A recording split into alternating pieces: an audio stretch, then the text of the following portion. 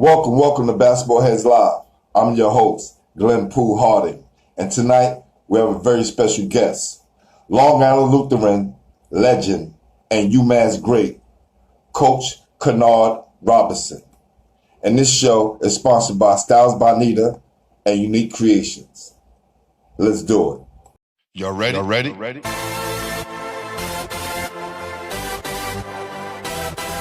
Yeah. You have just stepped out into the world of chaos.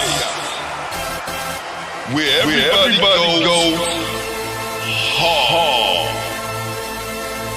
Come on. Go hard. Go hard. Go hard. Go hard. Go hard. Or go home. Never back down. You gotta hold your own. Go hard. Go hard. Go hard. Go hard. East Coast. Go hard. West Coast. Go hard. Midwest. Go hard. Dirty. Hurry up, everybody. Get online, buy your tickets, cause the game about to start. With the other frames would be dope, right? This way we could get them out faster, right? These ones like that. You know what I'm saying? Oh, I had another idea for you. Okay. Something else somebody will mention it later. Right. So this is what we do here at Basketball Heads. Just waiting for my guy to come back on, and we're gonna start the show. Got you looking handsome over here, kid. What's up, man? What's going on, man? Hey, there was a lot of noise in that background over there, so I didn't want to, let you hear that while we doing this interview. That's all. Nah, it's all good, my brother. Listen, everybody safe? Yeah. I remember you last summer at Kelvin Bigelow's. Yes, sir. Oh yeah, we got a story to tell about that. Oh yeah, for sure. That's right. We got a story about that. That's for sure. Yeah. You was witness to some things that I don't think a lot of guys who played for me or played with me in college would have done in that situation. But I'm glad I took advantage of it, and I'm glad you was there. So, right. First of all, first question I like to ask everyone is, who introduced you to the game? Oh wow. My brother introduced me to the game, and actually I'm a late bloomer. So for all of those kids out there that think you got to start when you a kid prodigy, you got to be like that. Nah, it's not like that. I actually started late, and my brother used to play ball all the time in the summertime. When he had friends and all that, and we used to go out. We used to, I used to be like the filler. I used to fill out the roster when they couldn't find nobody else. They're like, okay. Right. And I wasn't really serious about it. But I knew how to play. I was good enough to play with them. But it wasn't until I say the summer of, and I'm going back probably my freshman year in high school. This is when I was at Rosenpath High School in France. That I started taking interest. You know what I'm saying? And I started going out every day. I don't know if people are too young to remember this, but you'll probably remember this. I was out with the snow on the ground with the boots on. Oh, for sure. Streets in the rain, off the court. Yeah, all of that. Trying to jump up to the rim, trying to get my hops right. And I remember by the time summertime came, because everybody was looking at me like I'm crazy. Look at this guy playing basketball in the snow. Can't even dribble a ball or whatever like that. But all I kept doing was just jumping. And by the time I took those boots off in the summertime, it was over. You know what I'm saying? It was over and out. So that's how I built up my jumping ability and got to where I need to go to be able to play the game, Okay. Practice makes perfect. That's the only thing that I know. So, Right. Well, I don't want to contradict what you just said, but I remember saying that in prep school, right? To the guys, I was like, come on, guys, practice makes perfect. And my coach, the great coach Paul Pelicani from MCI prep school, he was like, Glenn, practice makes permanent. Because once you learn it, you never forget it. May not be perfect at it, but you'll never forget it. So it all coincides. Who was your first coach? First coach was the coach at Roosevelt High School. because I actually walked on the team my sophomore year. So it was Roosevelt, probably maybe like 2015, going into the 2015 years, 2014 to 15 year, and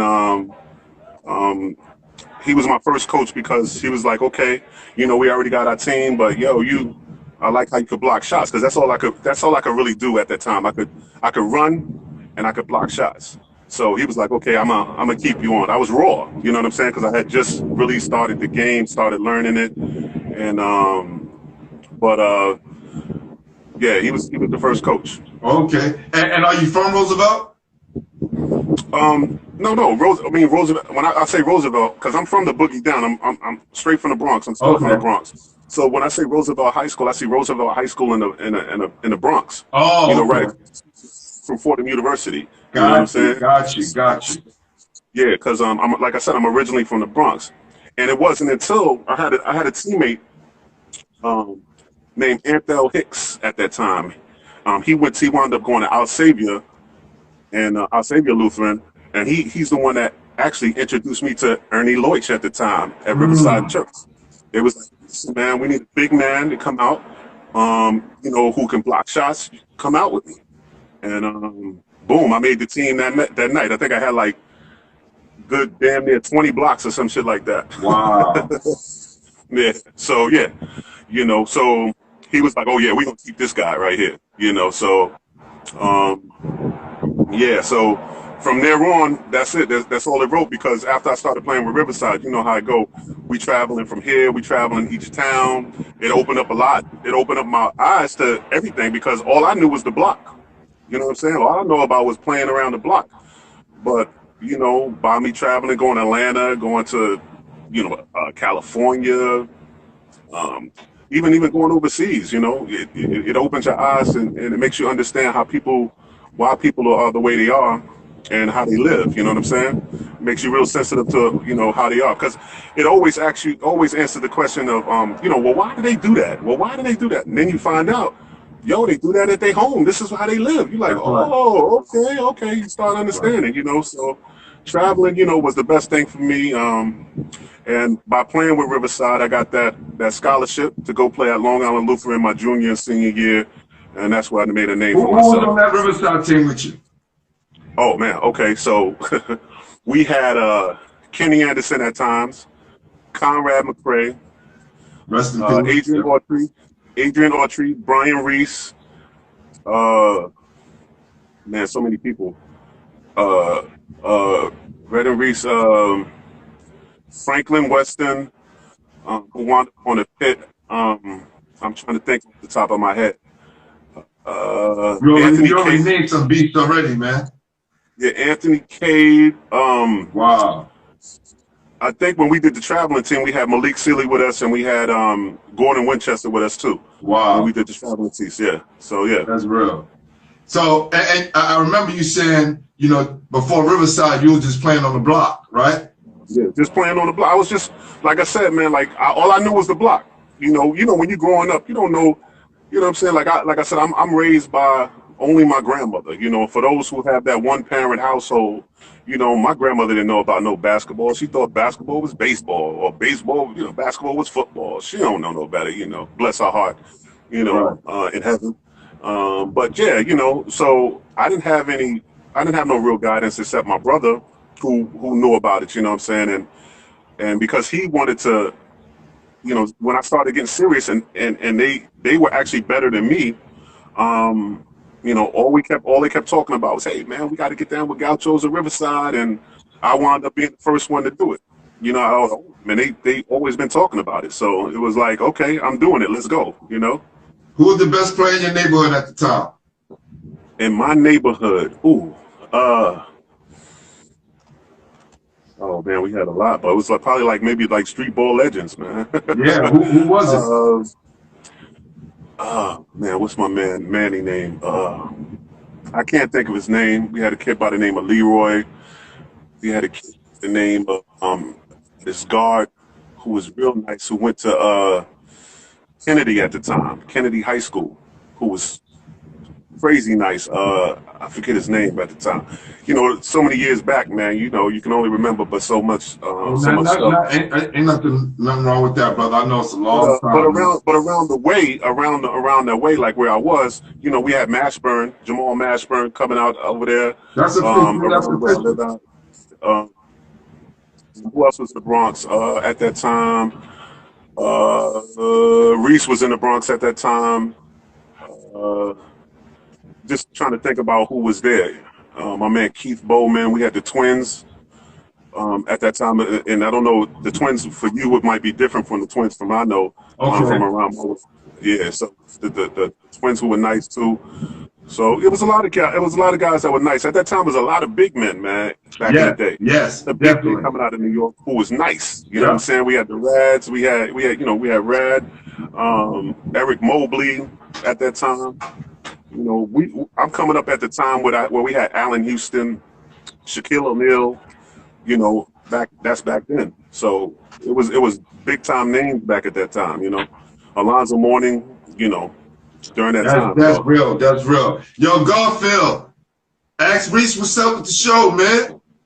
Garfield Smith. That's my man Garfield. I said, what's up, man? That's my dude right there. Always rep, man. He was on the show. It's Oak Hill. That's my man. We played against him too. That's my dude right there. Yeah. So, how was your time at Long Island Lutheran? My time was great, man. Like I said, man, I got out the city, you know, and you know, when I had the opportunity, when Lloyd asked me, you know, do I want to stay at Roosevelt or do I want to go to Long Island Lutheran? Come on, man. You already know. I'm like, I'm out. I ain't have nothing around the way. You know, come on, man. You know, everybody was living kind of grimy around the way, so it was like, yo, it's time for me to, you know, let me shift gears, man. Let me move somewhere else. Let me make a name for myself. And my time at Long Island Lutheran was great. I wound up living with one of the point guards that was there. His name was Chris Pursue. At the time, and his family out there, real nice. It took, you know, I had the basement down there, and it was hard at first because, you know, I'm out there in the quiet, so I hear crickets and all that. I couldn't fall asleep for nothing. Isn't it crazy? I couldn't fall asleep, man, because I'm used to like, hey Pablo, throw that out the window at night, you know, like, you know, you hear sirens and all that stuff. You know what it is. So yeah, man. So yeah, okay. Coach McKillop, definitely Coach McKillop was out there. I see you, Rick. You know. Yeah, that's my guy, man. He's a big contributor to the show, man. My guy, Rick.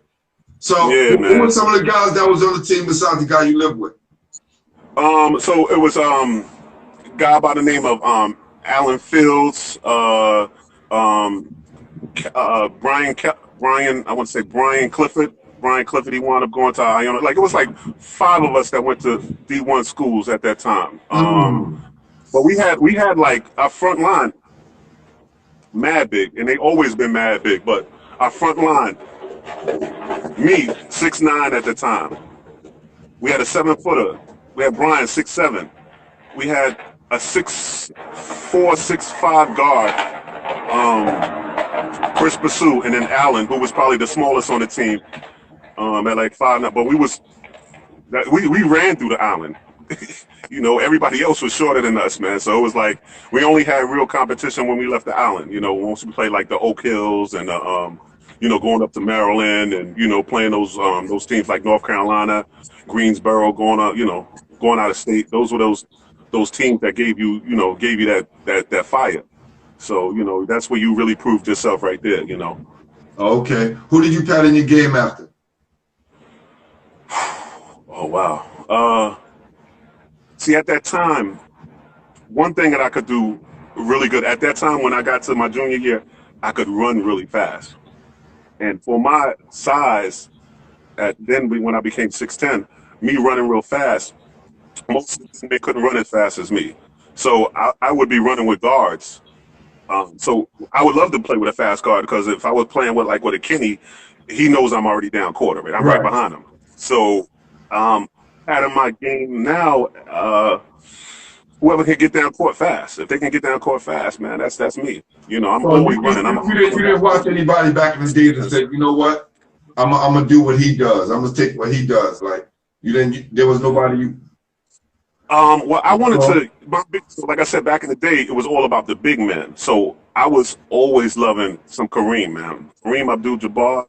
I loved Hakeem Olajuwon. You know, like I was always into those big men, the big men stuff. It wasn't Okay. until Kevin Garnett got into it, and then I was like, okay, Gotta switch it that up. changed the game. He changed the game for the big man. You know what I'm saying? At that time, for him coming as a high schooler and doing what he did, you know, that heart was phenomenal, and he always played hard. That was me. So if I had to pattern myself after somebody, I'd probably be like him because I always play hard. That's one thing you couldn't say. You know, oh, he didn't play hard. I always played hard. Okay. Yeah. Pat Alphonse in the building. What up, Rob Phelps? He said. I see you. I see you, Rob. I see you, Rob. I see you, Storm. What's up, man? I know Chris Pursuit. Yeah, yeah. And he had a lefty. He was a nice jumper. Yeah, that's my man. Okay. You know. Cool, Yeah. cool. So, who asked did you bust and keep it real to let you know you was ready to go and play in the Atlantic 10? Well, at that time, like I said, you know, it was a lot of All-Americans during that time. Like I said, Kenny Anderson, you know, was the big thing. Malik and them all came out and all that. So it was, to make a name for yourself was really hard. But I wasn't All-American at that time because it was so many. No lie, it was so many guys that were really good. But I was honorable mention on All-American, and I still, you know, I was busting people's ass when I had the chance to do it, you know, because one thing with me is I always had a chip on my shoulder, you know, and I always played like that. It's like, okay, damn, you know, yeah, you good, but guess what? I'm good too.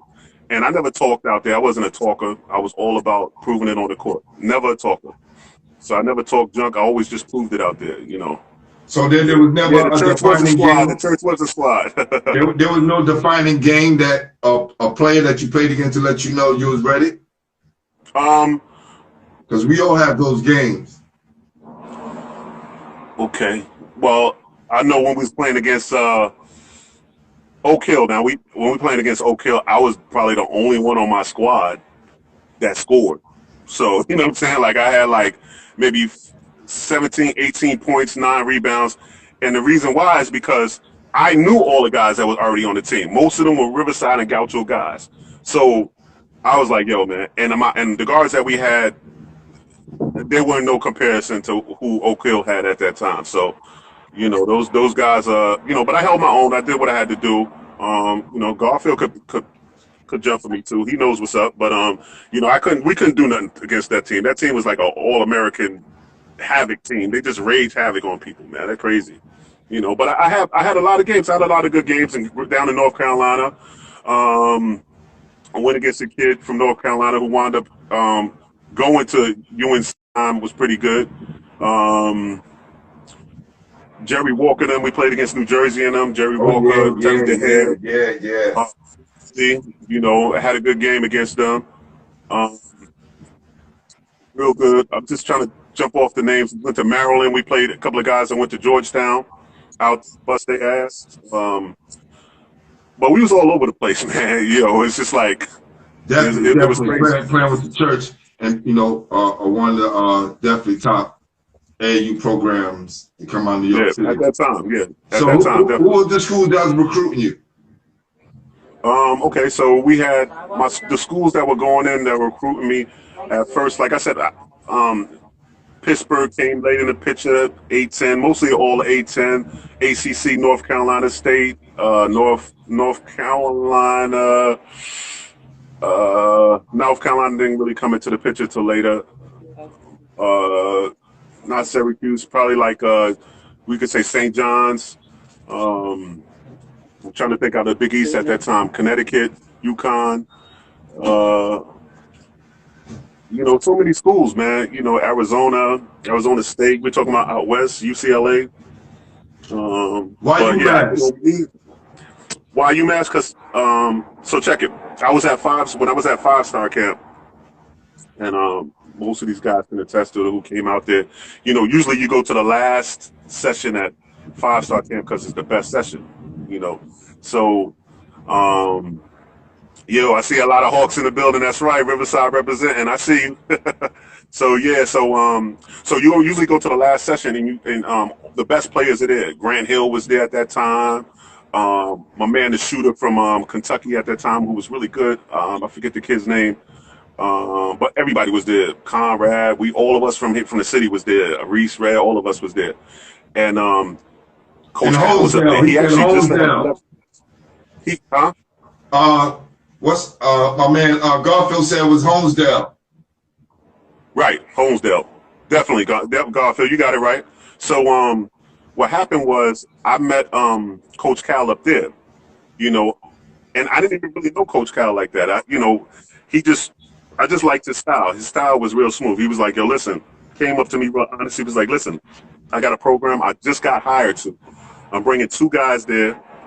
And then this year I got 3 other guys and I want you to come along too. He said, I can't promise you. I'm not going to promise anything. All I know is work hard. You know, you're going to be where you need to be at. And he said, just take a look at the school. That's all I want you to do. Take a look at the school, and then you can decide from there. He's real honest, and he helped me with my game when I was up there. And I was like, okay, you know what? I'm going to give him a look. Just because he was honest like that. When we had another coach up there that my coach from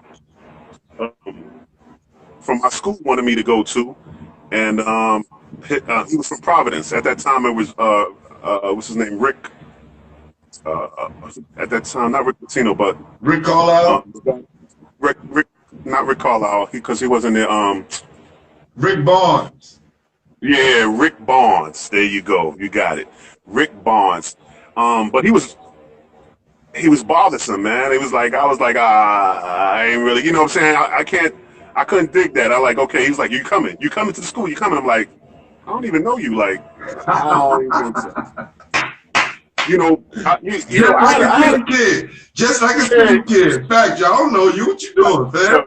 Anybody who does stuff like that, you already know. You're always a little skeptical. Like, nah, I don't know about this guy right here, man. You know, so. But in the back of my mind, most of the people knew that I wanted to go to Pitt at that time, University of Pittsburgh. That was my thing, and it was to me, it was probably the stupid reason. Just because I like the colors of the school, whatever like that was just stupid. It's Riverside colors, you know. Not even a reason why, you know. But that just lets you know that, like I said, we didn't have counselors during that time, you know, back in the day to tell us about it. Like all my counselors at Long Island taught me about this stuff. But when I was at Roosevelt, nobody cared about where you went to. You know, you didn't really think about. You just thought about I'm gonna graduate and I'm gonna work. You know, but when you go to a different school, when people talking about let's graduate, or I want to get my degree, you like, you know what, I want to get the degree too. I want to go to college. You know what I'm saying? Your mindset changes when you're around people that think positive. You know what I'm saying? So, you know, I knew I could go to college, wasn't no problem. But like I said, I was waiting for Pitt. Late in the season, Pitt comes up, and I'm like, yes. And I go take the visit to the school. I'm hyped. I can't wait. I walk around campus, you know, they got me a little petite, you know, sweatshirt or whatever like that. I'm like, uh-oh, it's on. And then I never got to meet the coach during the whole time I was there. Crazy thing. Yo, so I'm there. I go to practice, right? I see all the people practice at that time. It was Paul Evans who was the coach. They had Jerome Lane there during that time. Remember my man that broke the backboard and all that, Charles Smith, you know, guard that's the coach at Arizona now. What's his name? The dribbling guy who's the head coach right now at Arizona. He was there at that time at Pitt. Okay, all right. I forget the name escapes me, but somebody say something. Yeah. So anyway, I go to his house, meet his wife, meet the kids. Still haven't met the coach. And the crazy thing is, I wound up getting sick there. Because I couldn't eat I couldn't eat shellfish, and they didn't even ask, you know, are you allergic to shellfish and shit? So I didn't know what the fuck I was eating. I was like, damn. I got sick, and I was like, you know what? Take the meal money. I don't want that. I want to go home now. And I broke out. I broke out in the middle of the visit. I was like, I'm out. Wow. Because I never got to meet the coach. The coach ain't never say nothing to me. All he could have said was just hi. Yeah, if he would have just said hi, I was like, I'm there. But nothing, and I was like, I'm out. And it was easy after that because I didn't want to take any more visits. It was like, I want to go where I know where I'm going to go. And UMass it was like, that was it. I'm going there, you know. So, yeah. Yeah, Rob Phelps, that player was Sean Miller. Yeah, Sean Miller. There you go, Rob. What's up, man? My man. 50 grand. Thanks, Rob. Big supporter of the That's show my as dude, well. man. Yeah. So you get to UMass. Who's on the team? We got a kid by the name of Jim McCoy there who wound up being the #1 scorer, still there. Still is the #1 scorer that's over there. We got Anton Brown. Those were the first 2 recruits. And then it was us, the 4 other recruits that came in right after that. Because remember, I told you that was Coach's first year. Then we came in second year. It was me, Tony Barbie, Harper Williams, and Tommy Pace, the four freshmen. Wow. And then we got a 7-footer. And then we got another kid named is my man Chris Robinson, who also played with the church. God bless his soul. He passed away. That was my dude too. Yeah, and then Lou Rowe. That second wave came. Lou Rowe, Jerome Malloy, Mike Williams, and that right there set us to another level. That's when we start putting ourselves on the map right there. Wow. Yeah, Coach Cal was a good coach, so he knew what he was doing. Seemed like a good guy, man. Seemed like a good guy. How tough was the Atlantic 10 back then? Back then, Temple ruled that joint. You know what I'm saying? John Chaney was the man. He was he was that dude right there. So, West Virginia was kind of hard during that time too. Rhode Island came on later in that conference, but the top of the line was trying to beat John Chaney. He had Mark Macon at that time. He had Donald Hodge. Was Dwayne Carswell on that team? Dwayne Carswell on that team? Yeah, Dwayne Carswell was on that team yeah, too. They had on the show as well. Yeah. They had that squad. They ruled at that time. But the changing of the guard was coming. We was that my junior year. We took that away from him, and then ever since then, he's never won a game after that. Wow. We ruled the Atlantic 10 during that whole, my 2 years there, and then 4 or 5 years after that. That's when Marcus came in, Campy came in, and turned that whole program around at that time while Coach Cal was there. What was it your junior year that made y'all turn things around? It was just we had so much coming into the season. Coach had us playing hard with each other, so our practices actually were harder than the game. Were harder than the games.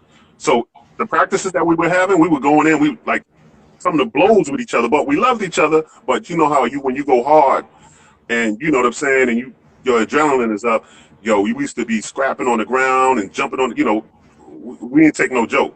So every time we played against people, it felt lighter. Like, these guys can't play with us. You know what I'm saying?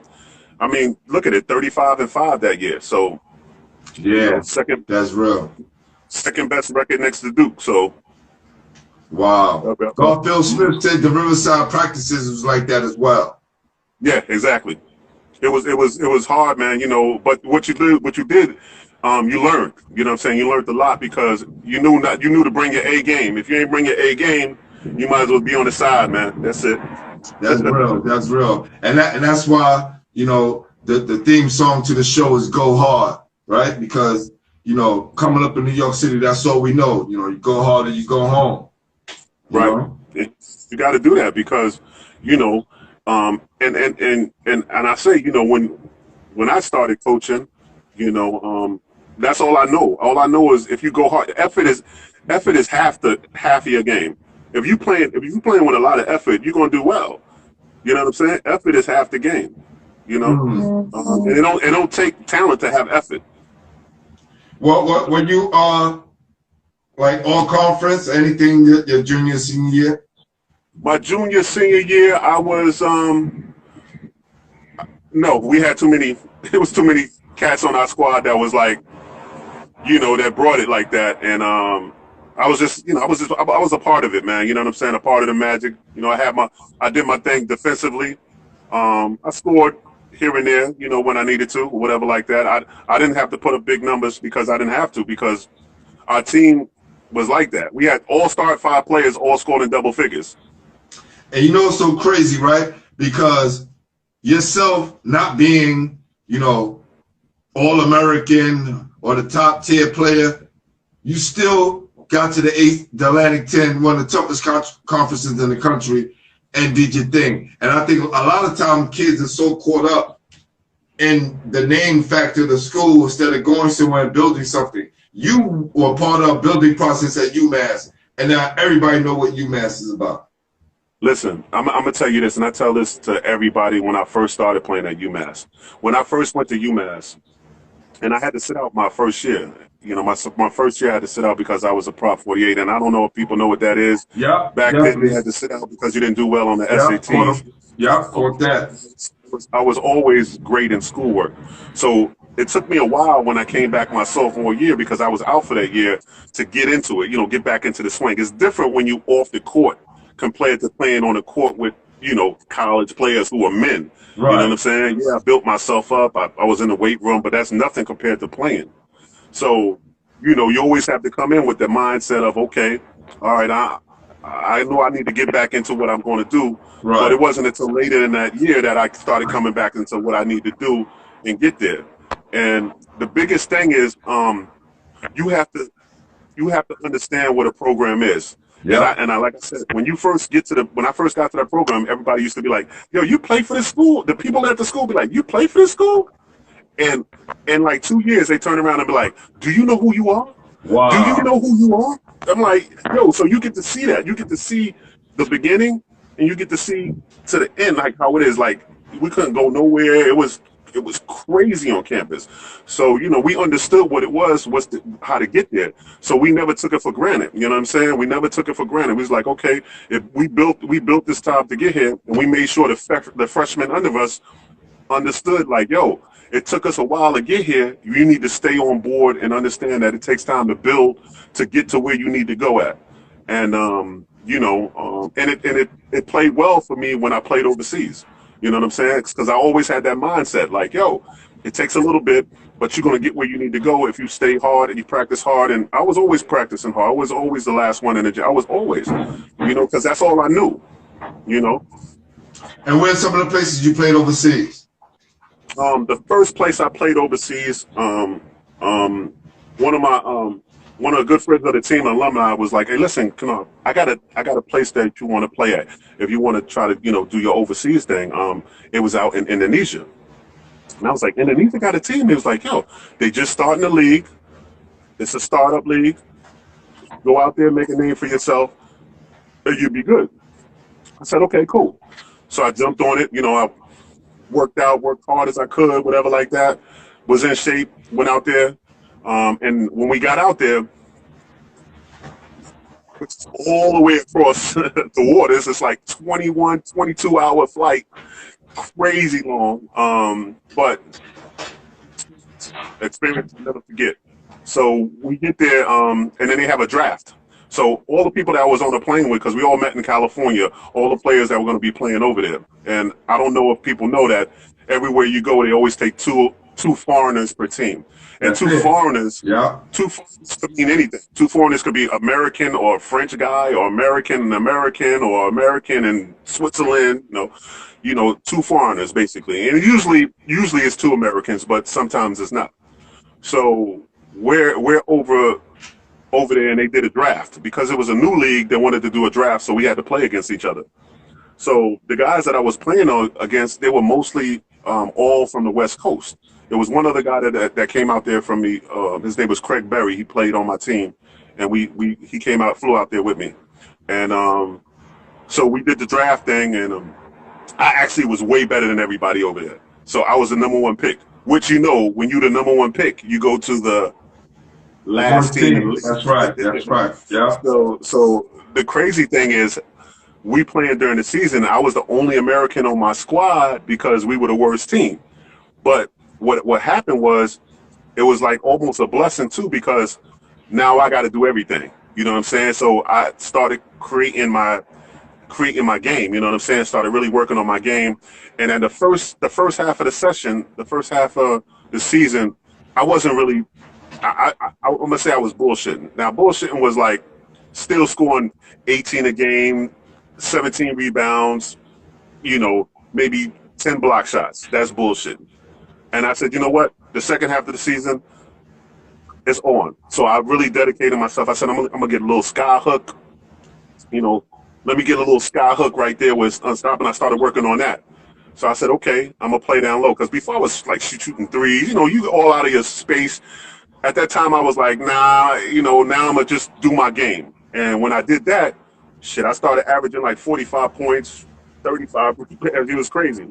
Wound up being Say a that again. MVP Say of the that league. again. What, how much you average?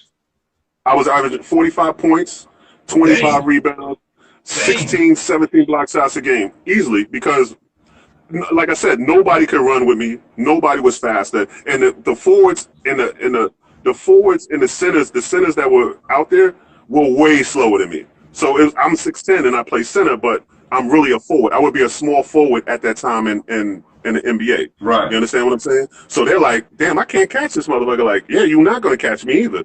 You know what I'm saying? Like, that's all run fast as I can and get back. So I was always in shape. You know, that's the one thing I can say out of my career. I was always in shape.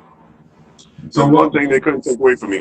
What other places did you play? And that's awesome, because that's like Wilt Chamberlain numbers, 45, 24, 26, whatever it is. I mean, that was cool, but it let me know that, okay, now I got to, you know, because most of the guys over there had an agent. So I didn't have an agent, and I was like, okay, you know, and I was asking them, you know, who's your agent? You know, so they introduced me to their agent. And when I got back home to the States, I called them up. I said, listen, you know, I want to, you know, we'll get down with you, your agency or whatever like that. So he was telling me, okay, you know, well, you know, who are you? And so I said, you know, I played overseas with your guys, and I wound up being an MVP. He's like, you were the MVP? You the guy that beat out all my guys? He's like, oh, yeah, send me your stuff. So my man's name was Charles Bonsignor. He's an Italian guy out of Ventura, California, and always kept me work. So the next place I played was Taiwan. That was a full season, eight months. After that, I left and I went over to Europe, over to Slovakia. Wanted to over there. Came back to China, and then went back to Taiwan. And then I was over in Saudi. I was over in Greece. How many years altogether? Brazil, altogether a good 10, 11 years. Wow. That's awesome. That's awesome. Yeah. So I was all over the place, man, all over the planet, basically. Yeah, my boy Reese used to take me out to the Dominican Republic. We used to play out in the Dominican Republic together during the summertime too. You know, so yeah, it was real. It was real. That's dope. That's dope. So what year did you start coaching? Oh, okay. So when I got back home, and you know, I found me a real job. You know, real jobs come in. You know, I called up my coach. I was like, yo, listen, I need to, you know, get something. You know, I'm ready to settle down or whatever like that. So he hooked me up in New Jersey for a little bit, and I was out in New Jersey, you know, working out there for a while. And then my grandmother got sick, and I came back home to New York. And, you know, she passed away. She wound up passing away. And I was like, okay, now I don't want to go out to Jersey no more. I want to do something different, because my mindset was different after she passed. I was like, let's do something new. So I was doing some banking stuff at the time, you know, working at the bank or whatever like that. And I said, you know what? I need to, I wanted to go into coaching. I want to see how this coaching thing is, you know. So I said, you know what? Instead of calling up, I'm not going to call up Coach Cal, because I could do that. But you know what? I want to do some shit on my own. Right, so what I did was, and this is for anybody who wants to do coaching. Coaching is not hard to do. I was actually taking some courses at City College, and I said, you know what? Let me go to the basketball department and see if they need help. You know what I'm saying? So I went to the basketball department at that time, and the coach there at the time was forget his name. Name's not rolling to my house. So many names coming across me. But I went to the coach and I said, listen, you know, do you need help? And he was like, well, you know, we can't really pay you right now. I said, nah, you don't have to pay me. I'll volunteer. You know, I'll see if I like it myself. And, you know, if I like it, you know, it's cool. There may be something that I want to do. But right now, I just want to volunteer and help out. And he was like, okay, you're going to do it for free? Cool. No problem. So, like I said, you know, it's nothing for you to go to a coach and say, listen, man, listen, I volunteer my time. You know, if that's really what you want to do, go out there and just say, listen, I volunteer my time for a little bit and see if I like it. So what wound up happening is we had a kid on our squad my first year. This was around 2010, I want to say, 2010. That's when I started with them. And he said, I want you to work with this kid. It was a kid from overseas at that time. And he was pretty good, had a little jump shot or whatever like that. So I worked with him, worked on his game down low. He was like 6'7", 6'6". And, the kids from Europe could shoot pretty good. Yeah. You know, they always came with that good shooting type of game. And, Lord have it, I got him to be where he needed to be. He was a All-American halfway during the season. All-American halfway during the season. So the coach afterward was like, listen,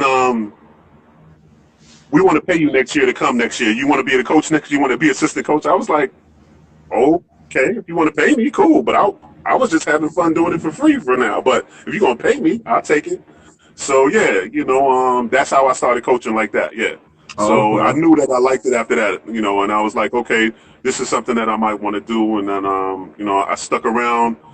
The coach that they had there for the time, he was there, I think, for 2 years, about 2 years. And then they fired him. And then, but the athletic director at that time, she was like, listen, the kids really like you. They want you to be there. They want you actually to be their coach. And I told her at that time, I said, listen, I'm just getting into this thing. I'm still understanding what it is. I said, listen, I'll be around. I don't have no problem being around. But I said, the next coach you get, this coach has basketball only. He can't do, football, volleyball, whatever other stuff. He has to be dedicated to basketball only. And they were like, okay. So they wound up hiring Tom Green, who you met that day at the when we had that barbecue outside. That was my college coach at Fairleigh Dickinson. Yeah. So yeah, Tom Green was the coach, and my boy Bigelow, was the assistant coach. Of course, he brought him on along, and history happened like maybe 4 years after that, 4 or 5 years after that. We wound up going 2017. We wound up going to having the second best record in the history of City College, and going to the championship game. That's never happened in years. Yeah. Yeah. Art wanted to know what was the most competition, the most competitive league and living environment overseas. Okay. For me, had to be in Greece when I was in Greece for a little bit. Greece is competitive, but no lie, when I was in China at that time, remember when we had the big man that came here, the 7'2" guy, that went to Houston. You know what I'm talking about? Who that?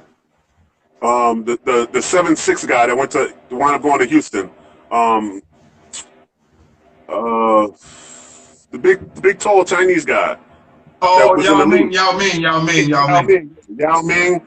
Juan Juju was there too at that time. Juan Juju got picked up also. So yeah, it was a competitive league at that time too. And just starting out with Americans over there also. So yeah. Cool. And my boy Stim says, Coach Tom Green, Jack Daniels, Coca-Cola. When you met him, he probably stopped drinking at the time. But when he coached us, yeah, Ben stopped. He wasn't on that trip. But Bigelow used to tell me stories all day long about him. And So I think it's thing. Yeah. What is your perception of New York City basketball as overall? I think it's changed a lot. You know what I'm saying? It's unfortunate, man. This used to be a powerhouse, man. All the college coaches used to come here to get every single player. They couldn't wait to come to the Mecca to come to the city. But now, it's changed so much. Because the game has changed so much, man. Now they look for 3-point shooters. You know what I'm saying? If you can't shoot a 3-point, you got to have everything, man. And that's how the league is turning. You got to be an all-around player. You know what I'm saying? And if you don't have those skills, a lot of players think, okay, all I need to do is dribble a lot. Nah, you need to learn how to pass. You need to learn how to shoot. You need to know how to get your whole team involved if you're a guard, and that goes from 5'4" to 6'10" now, 6'11". You know what I'm saying? That's the norm now. So look at Ben Simmons. Yeah. You understand what I'm saying? So yeah, the game's changed, man, and that's what it is. What about the perception of Riverside Church and Ernie Leuch? I never had no qualms with Ernie. You know what I'm saying? Me and Ernie was always cool. I heard about a lot of stuff about the church and stuff like that when I left and came back. But me and Mr. Leuch, I never had no qualms with him. I was good. He took care of me when I was up at school, take care of my school. So, whoever had beef with him, that's on them. You know what I'm saying? Like, right. That's nothing with me. I got love for him, man. He made sure that I got out the hood. Put it like that. All right. Art wanted to know best living environment overseas. Ooh, best living environment. Wow. Let's see. Best living environment. I got a couple of places. I like Brazil when I was over there. I got to go with Taiwan. Taiwan was pretty cool. Greece was nice also. Spain too. Spain was nice also. Okay. All right. So Argentina was good too. who? Argentina. All right. My boy, my partner Stim said, ask about twins, Gary and Tyreek. Oh, probably one of the best guards. Probably the 1-2 punch on you all day, baby. Definitely the best guards. They knew where you were. I love playing with them because, like I said, I was a fast big man, so they know if I'm getting down court, they already know where I'm there. So it's like, okay, boom, to the left, to the right, dunk here, throwing it up in the air. Them cats was nasty, and they was fast, man, fast. All right. Another question: who was the best high school player you played against, college player you played against, and pro you played against? Just one for each one. Only one I'm gonna give you, Jamal Mashburn. Hands down. Facts. That's it. Because I played against him in high school, played against him in college, who we lost to in the second round of the Sweet 16, and then he was in the pros. He did his thing in the pros. So, and that was my man too. That was my man. Well, we at the part of the show where we like to ask people, who they like to nominate to be on the show. Okay. Right? And this is you right here, my brother. Oh, wow. That's nice, man. That's nice right there. Thanks to my resident artist, Jamel Powell. Okay. Thank you, man. Appreciate it, man. That's beautiful. For sure. So, you don't have to say it now, but, let me know who you like to nominate to be on the show. Those guys you talked about, the Adrian Autry's, the Brian Reese, and all those guys. Yeah, definitely, man. Oh, what up, Marco? I ain't even see you there. What up, Marco? What's up, Marco? What's good, man? All right. So, man, my man Moore, what's good, man? What's going on? Yeah, my real P Moore, he's always on the check-in. Yes, sir. Yeah. What I'll do is, it's a lot of people, man, to get on that show. So I'll definitely get back to you. I'll let you know. You want me to tell you now, or? Nah. Just when you think about it, you know what I'm saying, and just hit me up, and I'll definitely be reaching back out to you. Yeah, man, definitely. But we definitely got to get up to with each other, man. You know what I'm saying? That's for sure. A fact. We definitely gonna do that. I already spoke to Diggle on that. We definitely gonna be at another cookout. So. Yes, sir, man. It's been real, man. For real, man. Thanks for having me on the show, man. Thank you. I appreciate you. You know what I'm saying? No problem, man. We got a great story. Anytime you need me again, man, let me know. I'm here. Definitely. And fam, rest in peace to your grandmoms. You did her proud, fam. Thanks a lot, man. Appreciate it, man. Y'all all have a great time, and take these words, man, for real, man. Always practice hard, man. Get to where you need to go, man. And love is out there, man. That's right. That's right. All right.